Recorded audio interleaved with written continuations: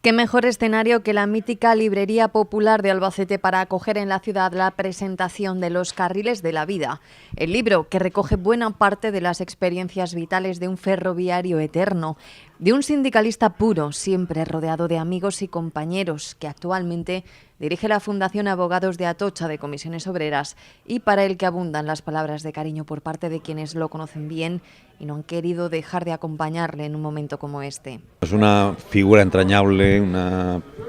persona muy cercana, muy luchadora, muy anegada, leal y sobre todo es una persona que ha dado la vida, ha dejado la parte central de su vida para defender a los trabajadores y hacerlo desde un instrumento fundamental para hacerlo desde Comisiones Obreras. Y yo creo que es hoy historia viva de Comisiones Obreras. Paco Naranjo forma parte de la historia del movimiento obrero, no solo de la historia de Comisiones Obreras, sino es esa persona que seguramente no tiene el mismo cartel que pueden tener personajes tan reconocidos como, no sé, como Antonio Gutiérrez, como Marcelino Camacho. Y sin embargo, él ha estado siempre y ha sido un protagonista espectador de esa intrahistoria, como él le gusta decir, de este libro que vamos a presentar hoy,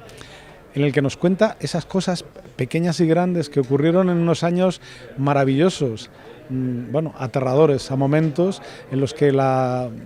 libertad pendía de un hilo y conquistarla era casi un sueño imposible, ¿no? Bueno, pues este hombre es Paco Naranjo, alguien que yo conocí hace mucho tiempo en el Sindicato de Comisiones Obreras de Madrid, que hoy pues es un director de una de las fundaciones más bonitas que creo que puede haber en este país, como la de Abogados de Atocha. Y bueno, personalmente encantado de que esté en esta ciudad, que esté en Albacete, que haya sido capaz y se haya atrevido, haya tenido el arrojo de escribir un libro en el que,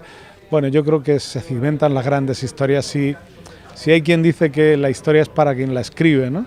o que la historia se inclina siempre del lado del que la escribe, pues estos cimientos que conforman la historia real de la España más reciente, pues están también argamasados con esas microhistorias que nos cuenta Paco en ese precioso libro, ¿no? Quienes ya lo han leído aseguran que Los Carriles de la Vida es un libro absolutamente recomendable, que desde experiencias personales pone ante nuestros ojos la historia misma de unos años especialmente fundamentales en nuestro país. Este libro ha conseguido hacerme dar saltos, cosa que a mí no me gusta hacer porque viendo el índice y los títulos hay cosas que me parecen a priori más atractivas y me hacen llegar de un sitio a otro, con lo cual no estoy siguiendo un orden cronológico de las historias, como tampoco lo hace el propio autor, pero tengo que decir que lo recomiendo porque es atractivo, es muy ameno y sobre todo a los que ya tenemos una edad nos sitúa en unos momentos en los que se estaba escribiendo de verdad una historia muy importante para este país. Me he encontrado de alguna forma con una parte importante de la historia de este país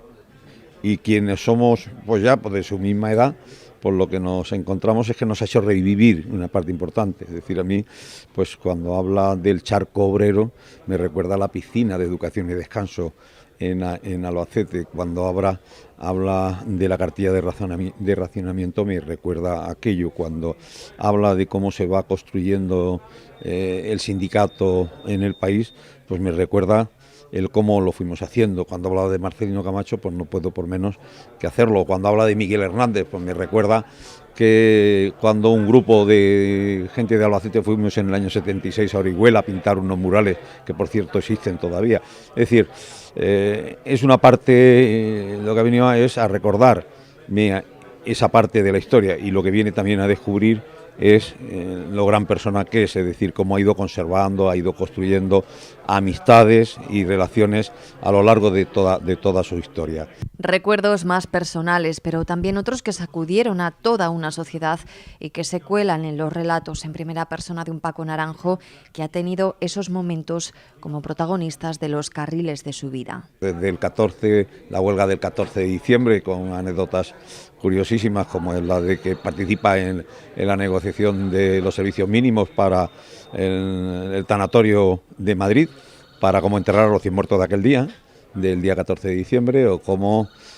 sufre el 11M, cómo sufre en sus carnes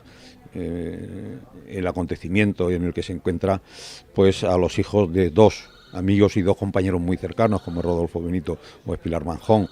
y cómo relata toda esa historia. Y luego cómo nos cuenta por los años del hambre, cómo nos cuenta su paseo por las estaciones de Imperial y de Pañuela, es decir, merece la pena leerlo porque nos vamos a encontrar con la historia viva de este país y la historia viva de Comisiones. Relatos de una historia que se asemeja a la de todos aquellos que a su manera lucharon por esos mismos objetivos de libertad y democracia. Es el caso del cantautor Manuel Gerena, referente del flamenco protesta, que no ha dudado en coger su coche y venir desde Sevilla a Albacete para acompañar a Naranjo, con quien comparte buena parte del fondo de los carriles de la vida. Afortunadamente y desgraciadamente sí, digo desgraciadamente en el sentido de que la lucha ha sido una lucha dura de Paco Naranjo, igual que la lucha mía desde que empezamos a pelear contra la dictadura, ¿no? Entonces este libro es muy interesante porque cuenta anécdotas muy importantes, muy sencillas. Ya no solamente es un libro de su vida, sino es un libro de la vida de este país, de la lucha por la libertad, por la democracia y las costumbres que había en los pueblos. Un ejercicio de puesta en valor de esa parte de nuestra historia que quizá sea ahora más necesario que nunca. Es muy importante que la memoria esté activa. O sea, eso quiere decir que no solamente que nosotros no perdamos la memoria como seres humanos,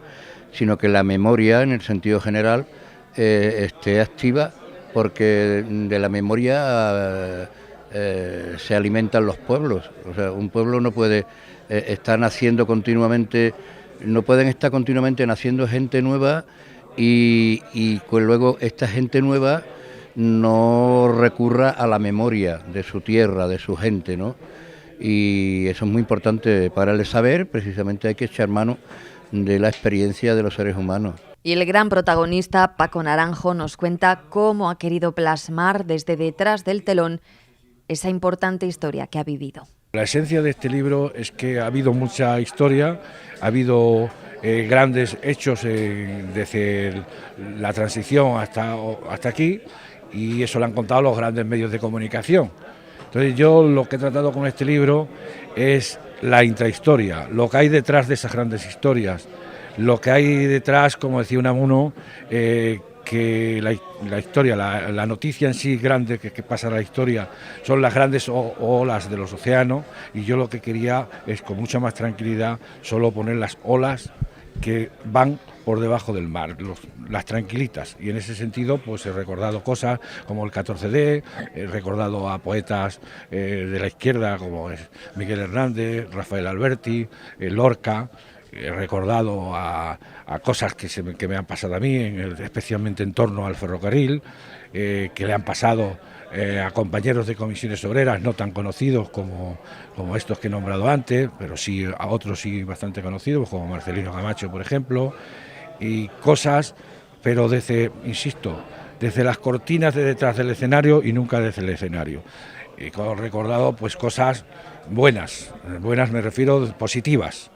Las negativas me las quedo para más adelante o para no sacarlas nunca. Un viaje para presentar este libro que le ha traído hasta Albacete, donde ha podido saludar a compañeros y amigos que hacía mucho que no veía y recordar a otros que ya no están físicamente aquí, pero cuya esencia podemos encontrar a buen seguro en los carriles de la vida de Paco Naranjo.